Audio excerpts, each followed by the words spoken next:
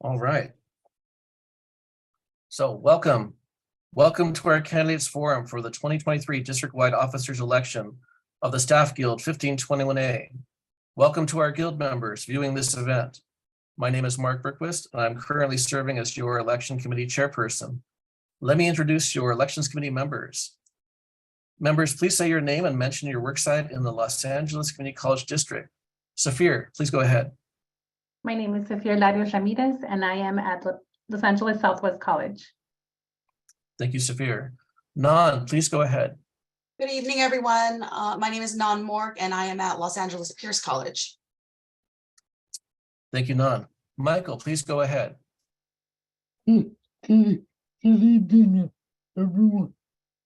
My name is Michael Gray, and I am out of Los Angeles Mission College. Thank you, Michael. And then Anna Marie Saray, please go ahead.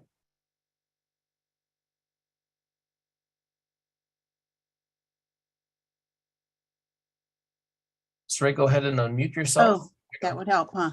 My name is Ana Maria Saray Olivares Diaz, and I am from Harbor College. Thank you very much. And I meant to do one additional thing here before we get going.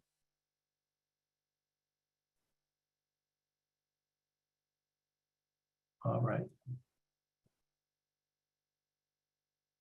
All right, there we go. Okay. And my work site is Los Angeles Valley College. Today we'll present a series of questions to the candidates for Guild Treasurer. Each candidate will have the same allotted time for their answers. For today's forum, we did invite the candidates for Treasurer, Grievance Secretary, and Recording Secretary. The candidates for Grievance Secretary and Recording Secretary declined the invitation, so today we're presenting a series of questions to the candidates for Guild Treasurer. Each candidate will have the same allotted time for their answers. I'll be serving as moderator and timekeeper. The timekeeper will raise a card that states time when the answer period is over. If needed, I'll be muting candidates who attempt to stretch past their allotted time after a count of 10. At this point, I'm going to read from the AFT Code of Conduct. Purpose: the AFT is committed to providing a positive and respectful environment that is free of discrimination and harassment, regardless of an individual's race, ethnicity, religion, color, sex, age, national origin, sexual orientation, disability, gender identity or expression, ancestry, pregnancy, or any other characteristic prohibited by law. As such, the AFT will not tolerate discriminatory, harassing, or otherwise unacceptable behavior in the workplace or at any of its activities, events, or meetings, even if the conduct has not risen to the level of a violation of law. The AFT expects everyone in the workplace and those who participate in any of its activities, events, or meetings to abide by this code of conduct. Expected behavior. The AFT is a democratic organization that values open and vigorous discussion of the issues facing the AFT, our members, working people, and the labor movement. This code of conduct is not intended to restrict free and open debate, but rather is concerned with preventing unacceptable behavior. The AFT expects everyone in the workplace and all participants in the AFT activities, events, or meetings to conform to the following code of conduct: respect others and their views, recognize and value individual differences, do not engage in aggressive, bullying, or intimidating behavior, do not engage in discriminatory or harassing behavior. In summary, we ask for decorum between our candidates during the forum events. We're going to call on the candidates to introduce themselves. Candidates, please state your name, campus affiliation, and the district-wide office you're seeking briefly. Let's start with Christine Avazian. Christine, please introduce yourself. Good evening, everyone. My name is Christine Avazian. I'm from Los Angeles Pierce College. I am running for a second term as the treasurer. Thank you, Christine. Troy Pierce, please introduce yourself. Thank you, Mark. Good evening, brothers and sisters, siblings. My name is Troy L. Pierce, stationed out of East Los Angeles College. I'm running for the AFT Staff Guild Treasurer. Thank you, Troy.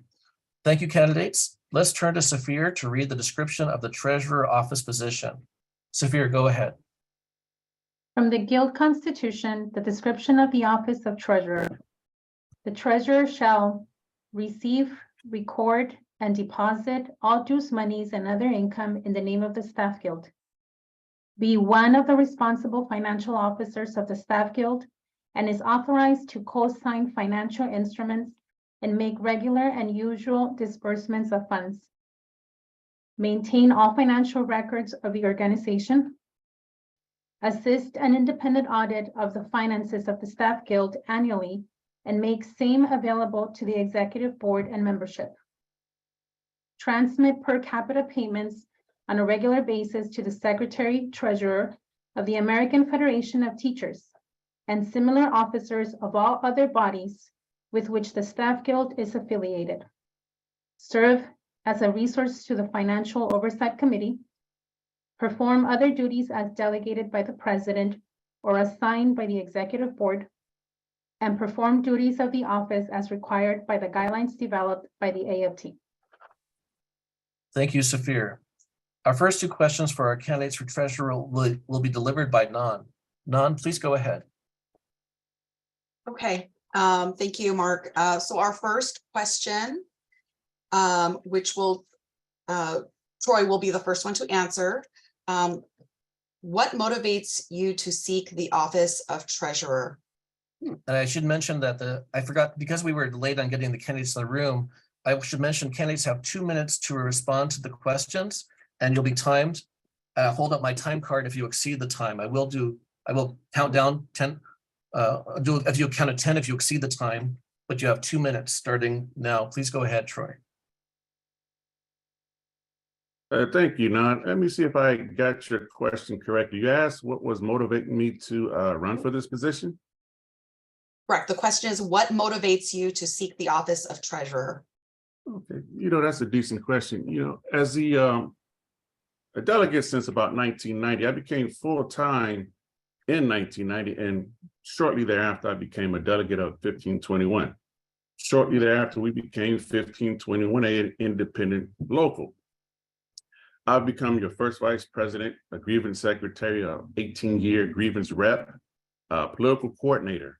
And I've said it in my candidate statement that numbers are power. We do have the bodies which represent number, but we also have to look at our finances, which can actually articulate our power, not just on the job, but politically, influentially, through advocacy, through legislation, and any other thing where our monies or our dues can be better put.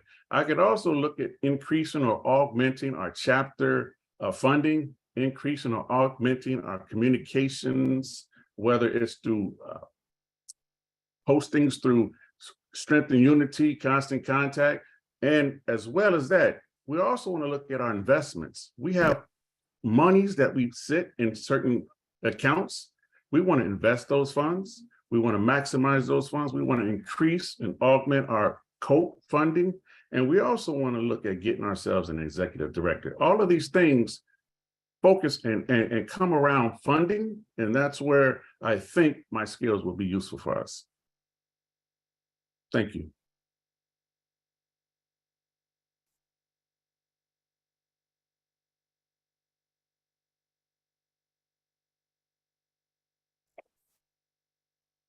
Thank you, Troy. So the same question for you, Christine. What motivates you to seek the office of treasurer? Thank you, Nan. So I'm seeking for re-election of the treasurer because throughout the 3 years of being in the treasurer position, I've seen the work that's required to improve our processes, streamline the work that we're doing. So I'm seeking re-election to continue that work of balancing our books, improving our processes, actually putting processes in place, working on getting our funds in order. I do agree with Troy. We do need to look at some of our investment accounts that we have, and we need to work on those. But that's something that we need to do with the finance committee and, as a group to make the decisions on where we want to invest and what's best for our union. So that's why I'm seeking reelection, to continue the work that we started, because it does take more than the 3 years of allotted our time as elected officials to do that work. So I'm seeking reelection to continue that work that we're doing right now. Thank you. Thank you. I also have question number 2, which is a little bit lengthy. So if you need to take notes, I apologize. I'm going to read it slowly. So this question is for Christine first. Several staff guild members have expressed concern with maintaining financial stability and ensuring transparency regarding the allocation of resources, covering necessary expenses, and the wise use of member dues. If elected as treasurer, what efforts would you make to ensure that our guild's accounting is sound and can pass audit while ensuring transparency for our members?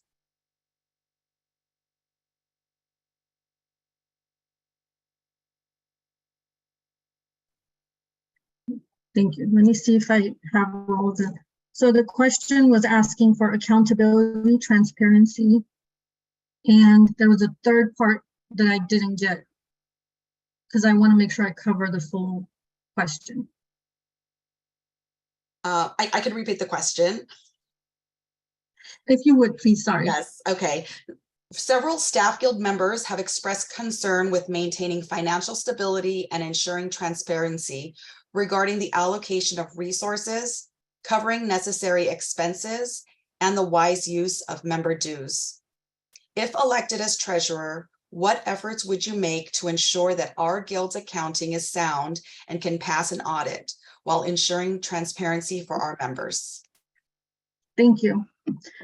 So the transparency, so I'll start with when I first took office, the transparency had already been started by our administrator, having us submit monthly financial reports for the e-board to review and be able to ask questions, right?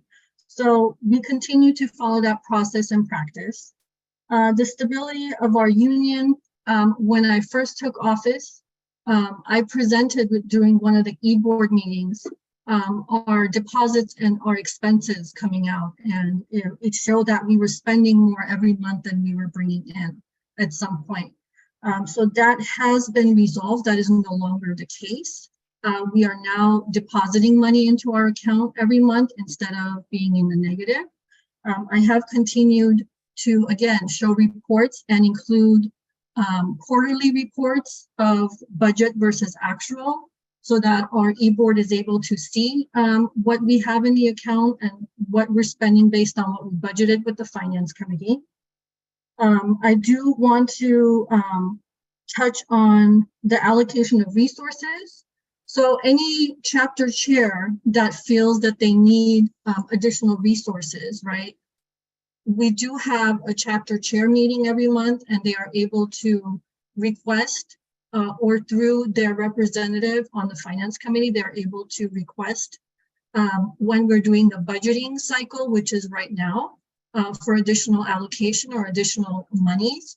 And that's something that's handled through the finance committee. We would discuss, and if it's something that's we see feasible, right, to finance through the budget and the income that we get every year, that's something that can be requested. We have not had a request before like that, but that's not to say just because that's how we did it, that's how we're going to continue to do it. So I'll stop there because my time is up. But thank you. Okay, thank you. Troy, the same question for you, and I'll repeat it. Several staff guild members have expressed concern with maintaining financial stability and ensuring transparency regarding the allocation of resources, covering necessary expenses, and the wise use of member dues. If elected as treasurer, what efforts would you make to ensure that our guild's accounting is sound and can pass audit while ensuring transparency for our members? Once again, thank you, Nad. I don't really believe that's a lengthy question at all, I think is a pretty relevant question for the position that we're running for. When it comes to stability, stability comes from the actual ability to mitigate and modify what you're doing. You cannot ever put out more than you're taking in. Then you're going to go into what's called insolvency. I do believe that our guild is healthy right now when it comes to funding. We have dues paying members, but we can increase that number.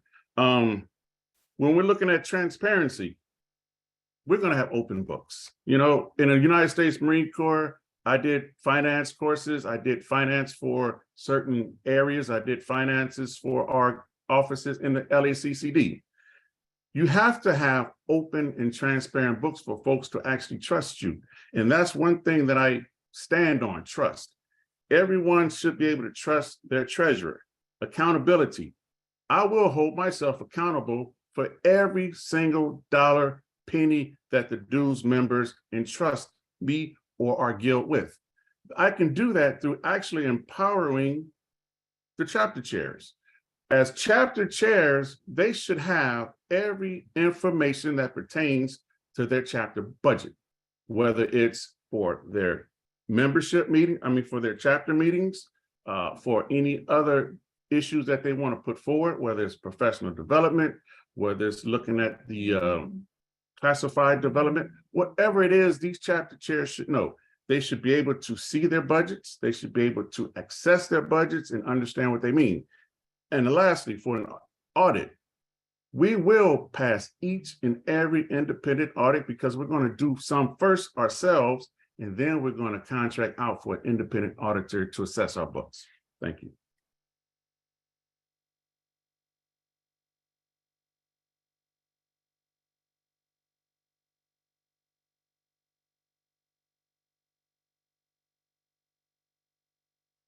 Mark, you're muted. Thank you very much. Thank you, candidates. Thank you, Nan.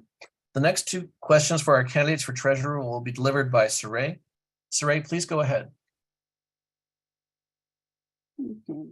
So the first question goes to Troy. It says, question number 3, as chair of the finance committee, what would you do if the committee was considering a recommendation that you believe was not going to benefit the union and its members? Thank you for that, Saray. Just in a proverbial nutshell, whenever you're in a committee and you're a chair of that committee, you have really one task, and that's to try to keep this task, the committee on task. If there's something that's going to be deleterious to our guild, we're going to sit in that committee time and time and time again, and I'm going to keep advocating for a change. We're not going to run in an autocratic society. We're going to increase collaboration. But one thing that an officer needs to be able to do is to have the ability to articulate exactly what's best for the guild. And I did start off by stating I've been a guild member since 1990. In that time, I've worked with every president, almost every chancellor that we've had. I'm talking about administration in the guild as well as the LACCD. Collaboration is key. We will not ever, under my watch, do anything that's going to be deleterious for 1521A dues paying members. Thank you. Okay, now, same question for Christine, and I'll read it again. As chair of the finance committee, what would you do if the committee was considering a recommendation that you believe was not going to benefit the union and its members?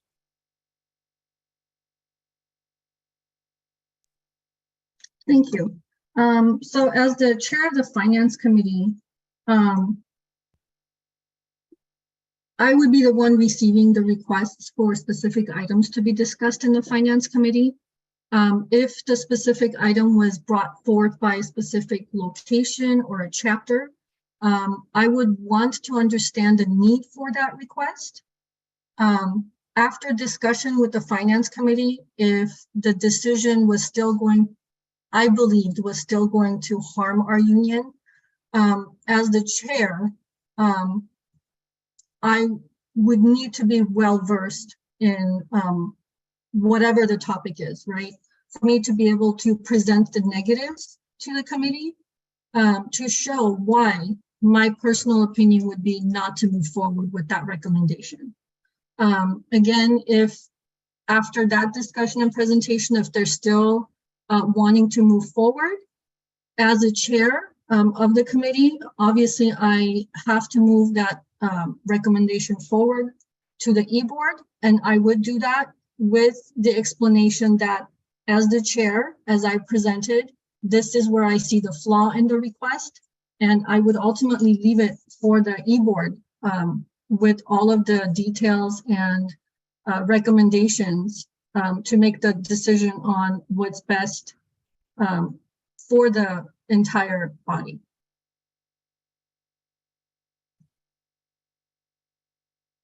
Okay, and the same question for Troy.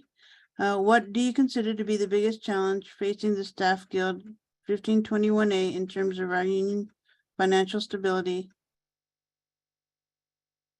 What steps would you recommend to address this issue? So Ray, I think you're going to There's question 4. more, okay, I'm sorry. Let's start over with question 4 there. Okay, so the question 4 is going to be for Christine, right? What do you consider to be the biggest challenge facing the Staff Guild 1521A in terms of our union's financial stability? What steps would you recommend to address this issue?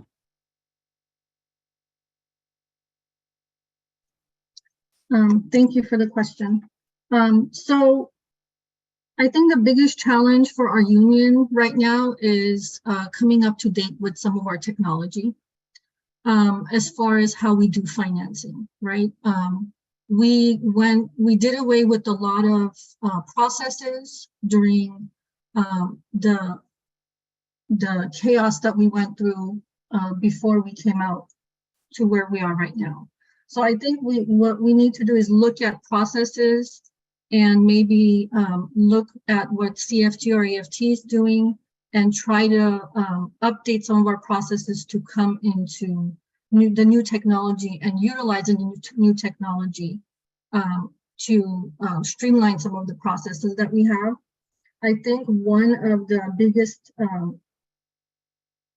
items that we need to have to make the union better is definitely hiring an executive director. We do have an audit every year. Not once have we failed an audit, but there are recommendations from the auditors, right, that ask us to separate duties. And we can't do that if we don't have an executive director. And we can't do that if we don't have the staffing to differentiate some of those duties. So I think my recommendation would be to come up to date with some of our technology that we should be using, and then move forward with an executive director for some stability in the office for some of our daily tasks to be happening on the regular, and then reevaluate and move forward. Okay, now the question goes to Mr. Troy. What do you consider to be the biggest challenge facing the Staff Guild 1521A in terms of our union's financial stability? And what steps would you recommend to address this issue? Okay, thank you, Sir Ray. I did think that you were talking about financial stability. The biggest challenge that we as a guild face right now, whether economically, physically, would have to be apathy. When I say apathy, I'm not just talking about everyday apathy. I'm talking about active apathy. When you have apathy within your guild, you have lack of participation. You have some folks may want to cancel their dues. We want to cease that. We want to nip that in the proverbial bud. How do we do that? What are my recommendations? I think that if we actively engage in communications, information, and actually get into these chapters and walking, letting them see who their officers are, what we do for them, what we're willing to do for them, and what we have done for them, then the members, the active membership would be more engaged. Then our fiscal strength, those numbers that I keep talking about, not just bodies, but the monetary numbers of the strength that we hold with the representative numbers of our membership. When we get apathy out of our core, when we get our membership engaged, we no longer have what could be considered economic instability. We will be strong fiscally as well as bodily wise. Thank you. All right, thank you to our candidates, Troy and Christine. In this next section, the candidates will each be provided 2 minutes to make their personal statement to the members of the Staff Guild 1521A. Christine, please make your statement. You have 2 minutes.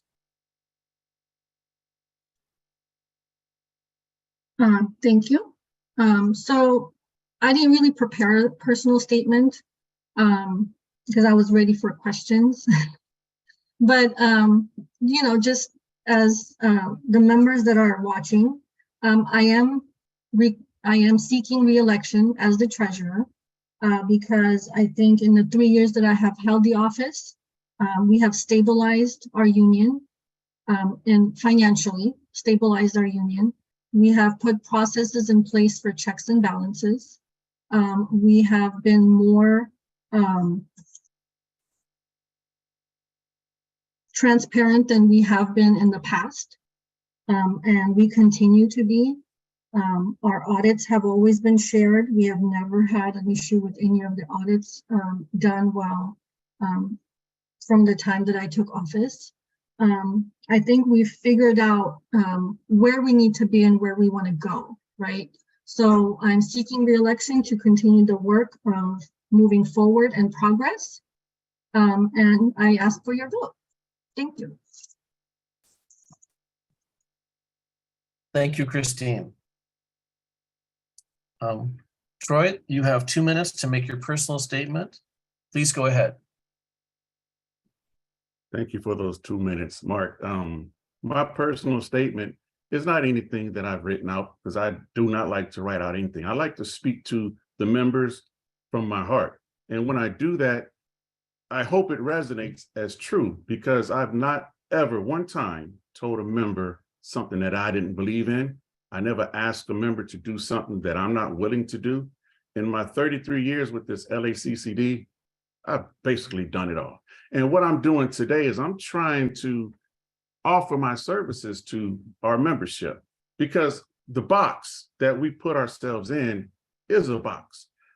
As a veteran, as a dad who raises his son who's now in college and his daughter who's in 10th, 12th grade, single dad, I know what it takes to think out of the proverbial box. So what does all this mean? It means that you're looking at a 2-time outstanding employee of the LACCD, not just for the work that I've done, but for the financial gains or savings that I've made for the district. I've saved the district over $1,800 from a $62,000 fund by recognizing that there was an extra invoice that should not have been done. I've created over 20,000 barcodes that had to be individually input and created identifying numbers individually input. And I'm saying all this to show you that the details are where the mysteries lie. And I love mysteries. In our guild, when we're looking at the treasurer's position, there are funds that are out there that we can augment and increase. I'm going to find those funds. I'm going to actually try to get more funding and augment the chapter's funding. I want to see our guild strengthen the welfare committees that we should have in place, strengthened. We're going to have our finance committee, our stipend committees, and any other committee where our resources are used, our dues are done by our members, will be done effectively and efficiently. I'm sorry for watching you count, Mark. Thank you. Thank you, Troy.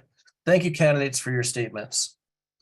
Because we had to wait to get our candidates early on into the room, and that took a little doing. I neglected to introduce our CFT observers. I'd like to do that now before I go on to closing statements.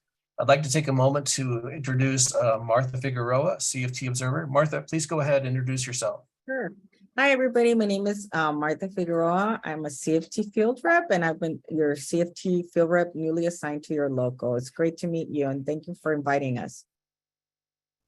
Also at this time, I'd like to introduce our other CFT rep, Lukia Smith. Lukia, please go ahead and unmute and introduce yourself. Hey, good evening, everyone. I am Lukia Smith, the Secretary Treasurer of CFT for a little bit longer. And then I am also one of you. I am a classified employee I came from classified employee ranks over at El Camino College. So thanks for having me. Thank you, Lukia. Again, thanks to our candidates for your statements. This concludes our candidate section of this forum for the Office of Guild Treasurer. Now for some concluding remarks. Guild members, please be alert and check your email for the link to our next candidates forum in these district-wide officers elections. May 4th at 5 p.m. we'll be hosting the candidates for second vice president, first vice president, and guild president live in a Zoom webinar similar to this one that will also be recorded for later viewing by our members. A reminder, election ballots will be mailed to all guild members' last known address. So if you've moved, please alert the guild office and update your address for the district. Ballots will be mailed out May 8th, 2023. Your ballots must be received by 9 a.m. Wednesday, May 31st at the post office in order to be counted later that same day. The Elections Committee encourages our fellow guild members to mail your ballots promptly. My thanks to our candidates, to our fellow guild members for your time and attention, to our CFT observers for their time and technical support for this forum event, and to our election committee members for their dedicated service. On behalf of the 1521A Elections Committee, we wish you a lovely evening. Remember, you are the union. Good night. Mark, because this is being recorded, I just want to make sure to give them the accurate information, because the ballots must be received by 9 a.m. Wednesday, May 31st at the AAA office, not the post office. So I just want members to be aware of that. It's gonna, It's the PO box of the AAA office. Yes, that's right. That's gonna, so the ballots have an address, the ballot envelopes have an address on them. They'll go down to a PO box that's run by AAA. So yes, as long as you mail in the envelope you were provided, it should get to the right place. But thank you for clarifying. All right, so thank you for that. And with that, good night, and we'll stop recording.